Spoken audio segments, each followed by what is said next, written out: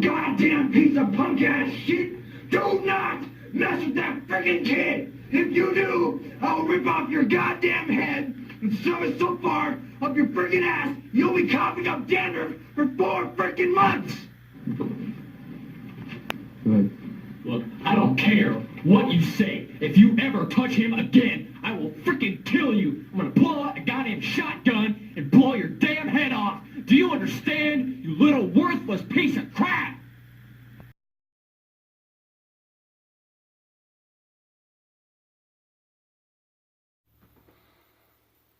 Hi, I'm Gary York. Thanks for watching. If you like this video, please subscribe to my channel. The scenes you have just seen were scenes of Dylan Klebold and Eric Harris, the Columbine High School mass murderers, doing a school project for creative writing, making a home video for their creative writing class.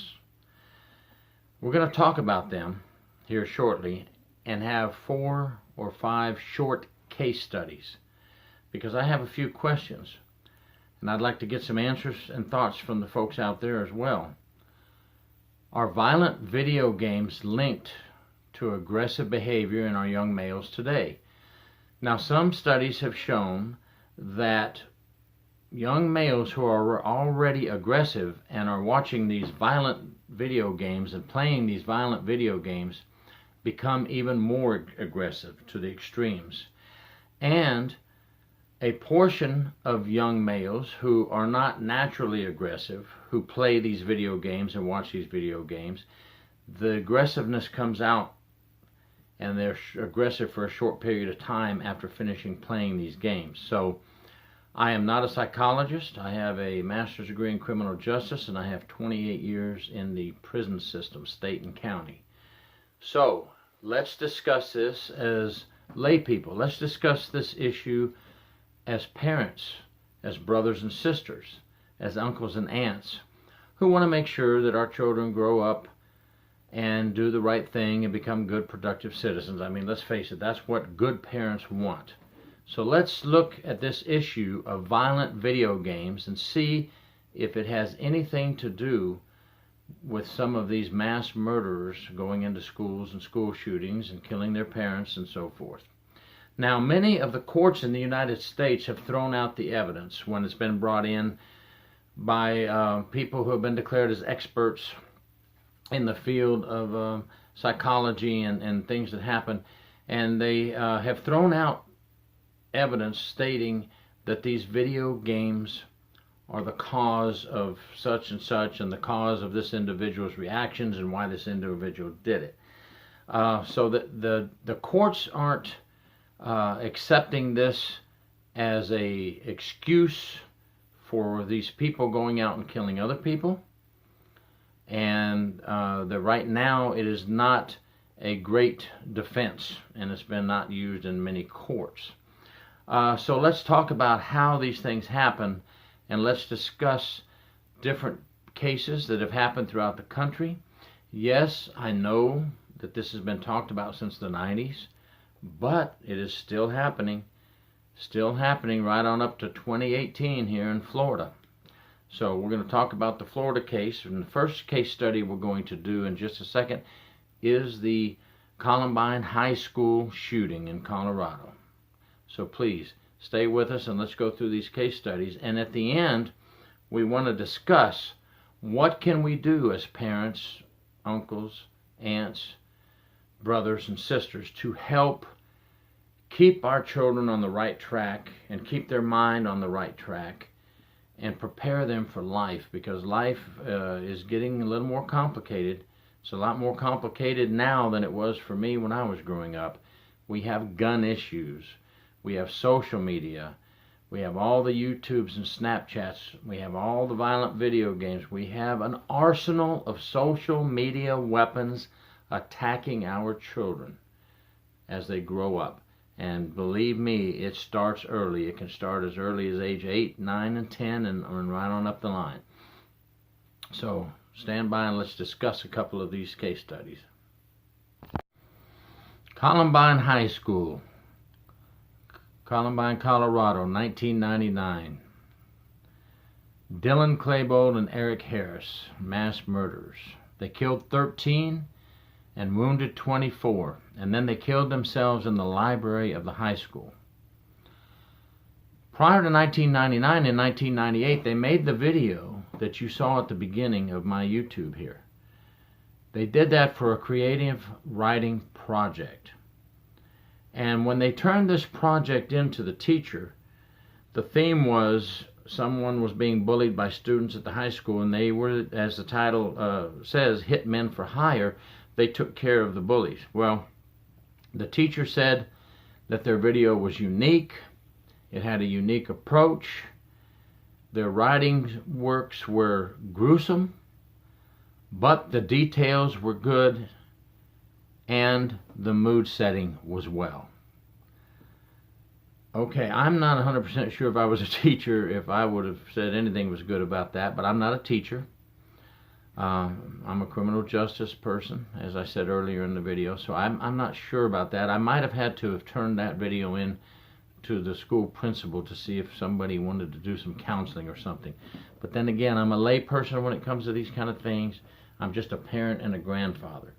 But as a parent and a grandfather, I would want to know if my children or grandchildren are making those type of videos. Then I would have to see what's going on and what issues they may have.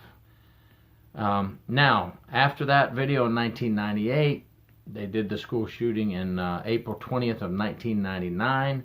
They were armed with knives, firearms, and explosives. They were seniors in high school. And they, as I said, shot themselves in the library after they attacked all these students and killed all these students and teachers and injured others. Now, to top off this whole thing,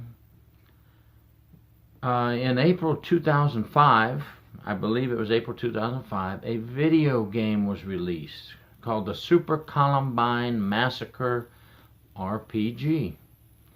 It's a role-playing video game of the shootings done by Dylan Klebold and Eric Harris, where people, young people, old people, it doesn't matter what age you are, can get on this video game and recreate the Columbine mass shootings. So obviously we have some issues. I guess that there's been many court cases trying to stop these videos, but freedom of speech and all that, they're protected, and they're still coming out, and they're still being played by our children, these different types of violent video games. So you make the call.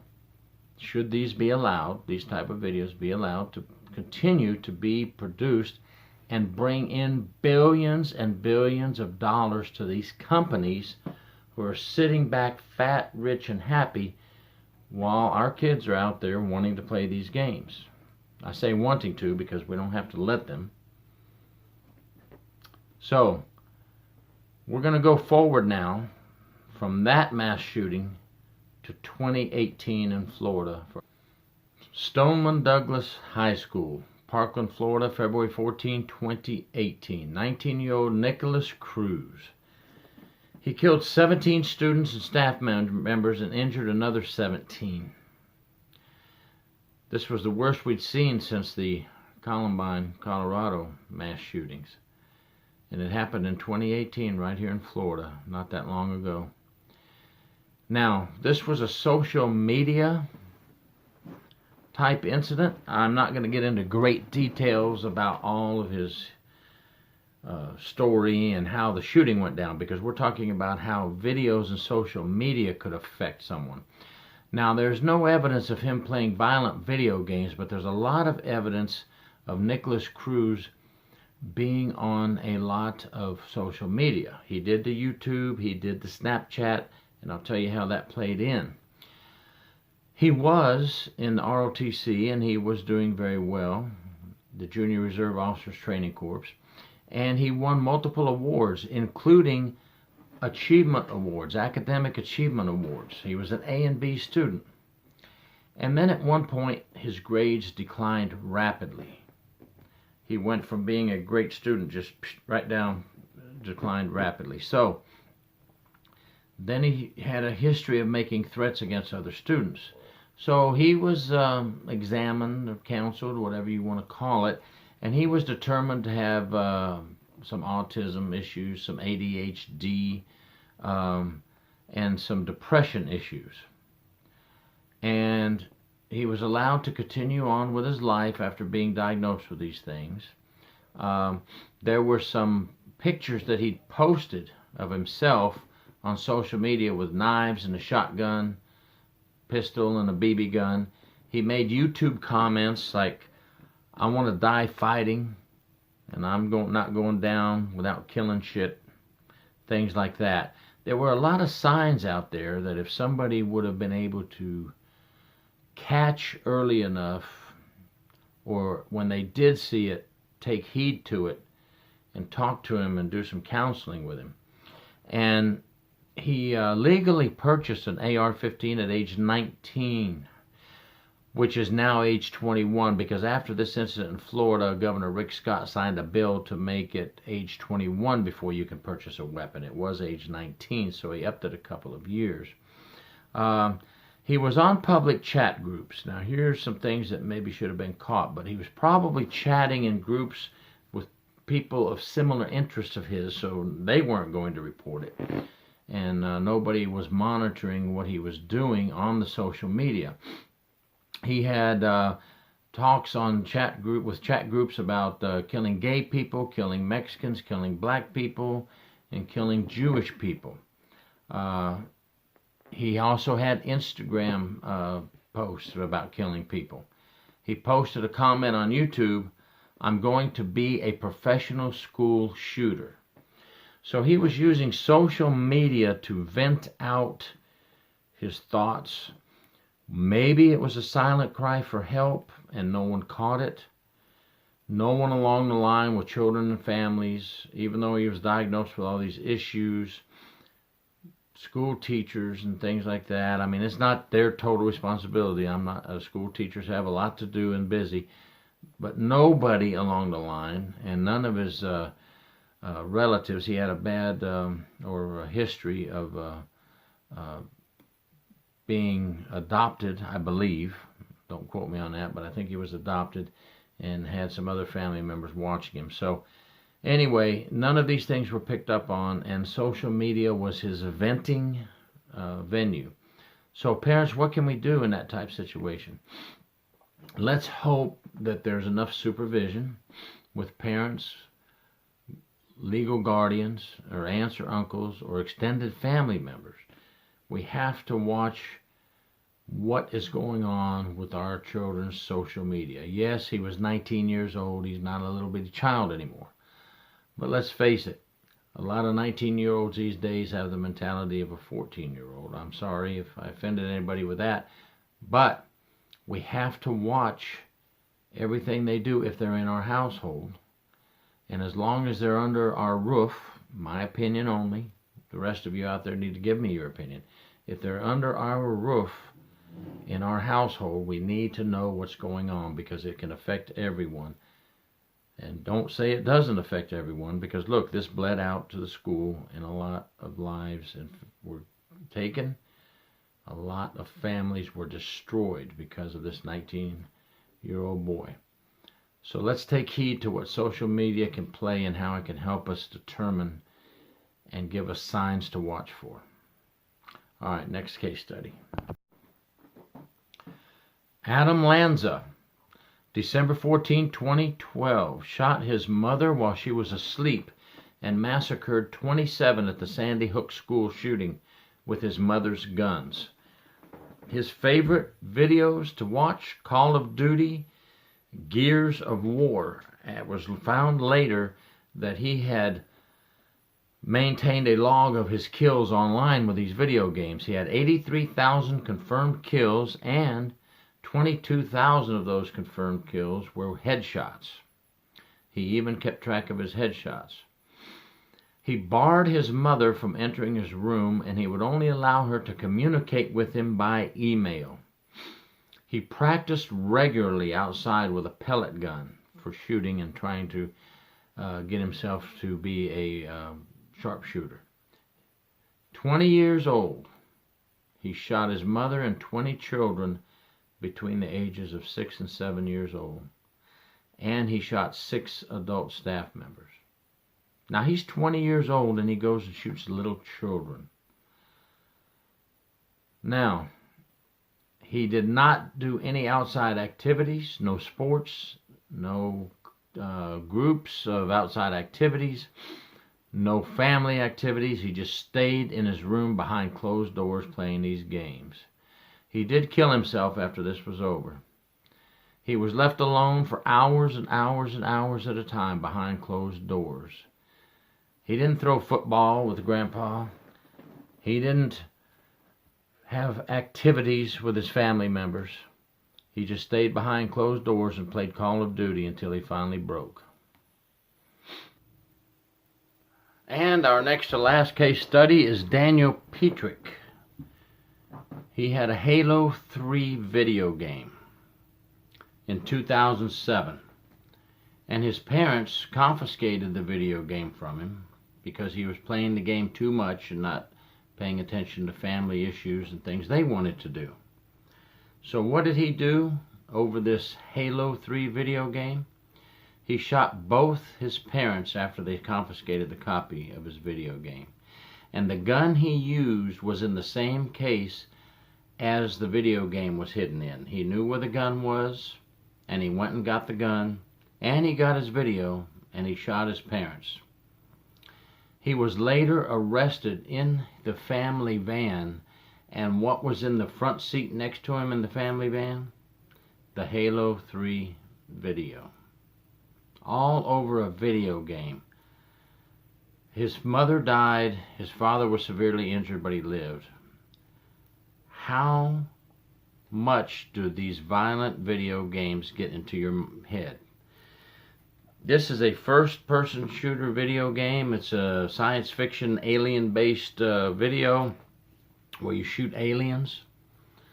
This happened in 2007. I think the video came out in 2007. Don't quote me on that either, but I'm pretty sure it did.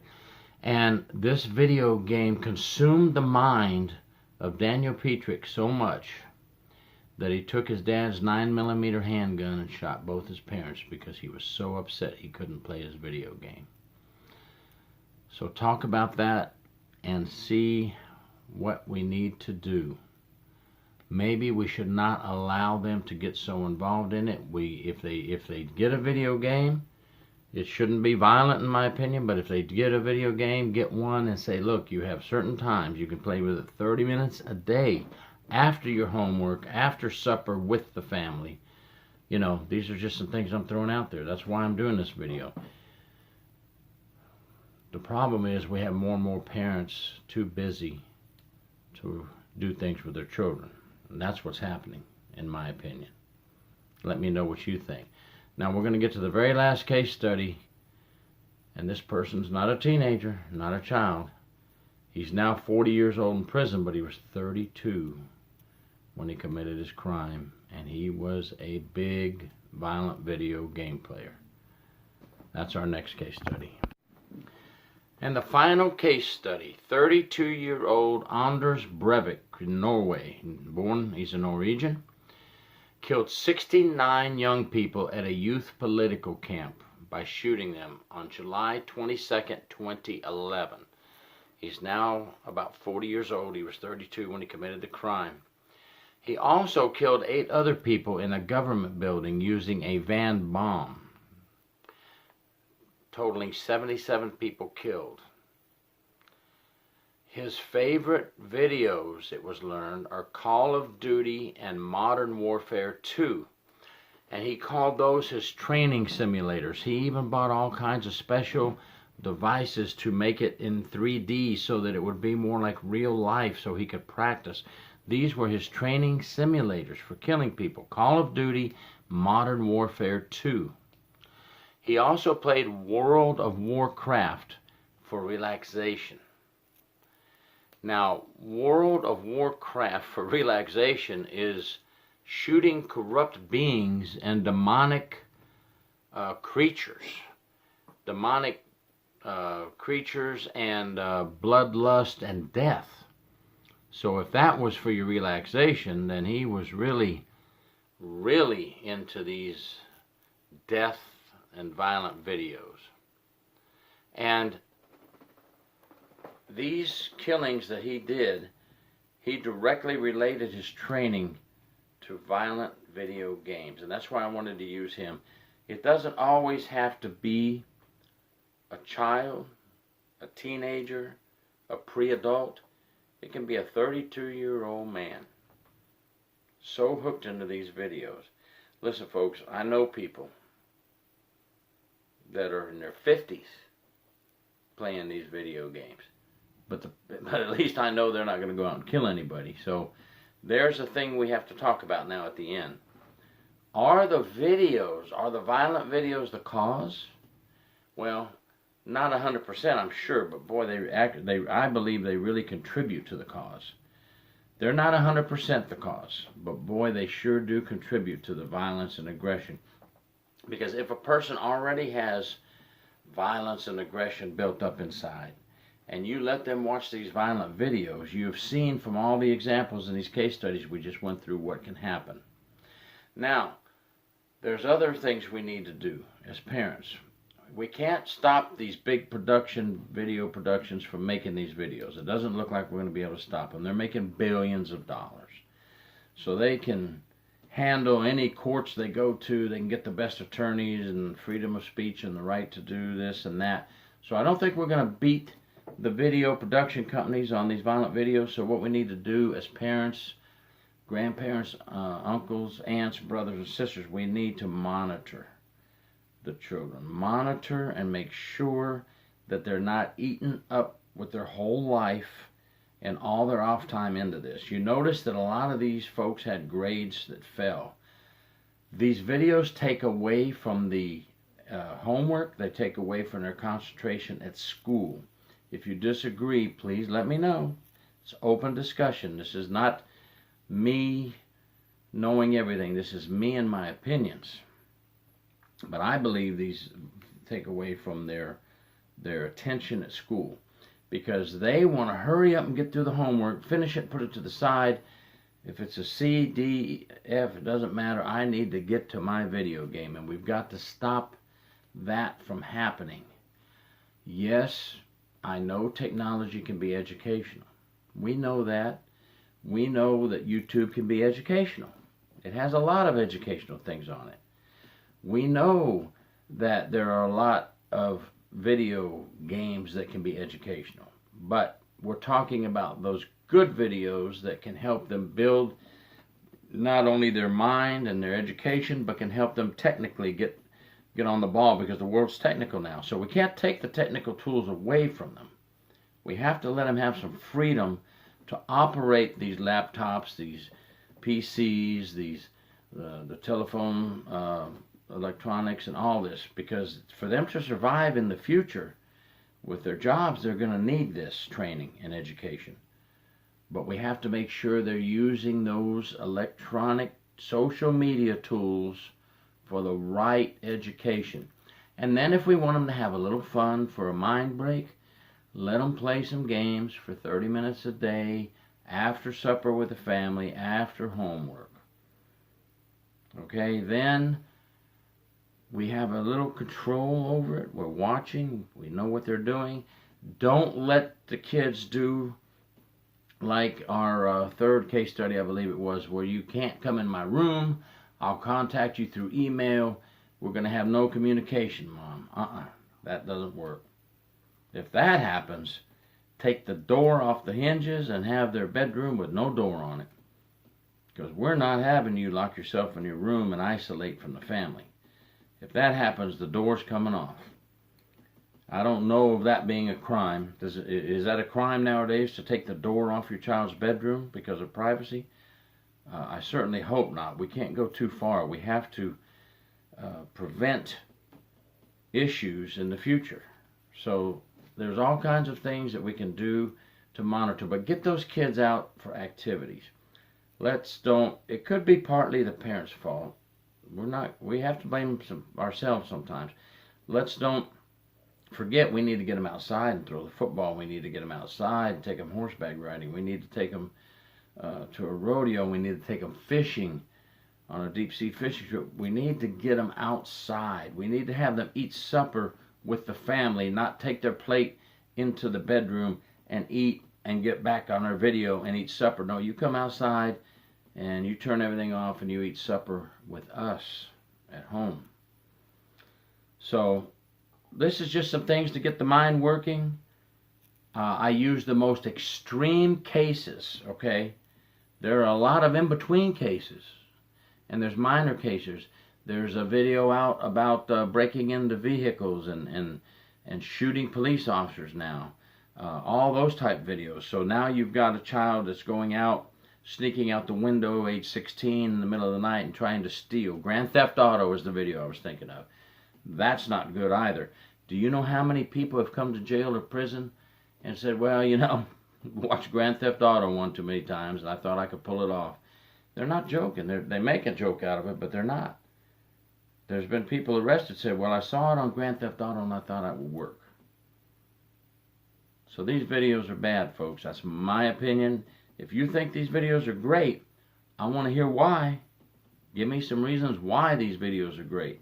If not, let's keep the children, teenagers, and pre-adults under control and don't let these videos take their mind. Videos take their mind from us and we might lose them forever. Thank you. Gary York, please subscribe.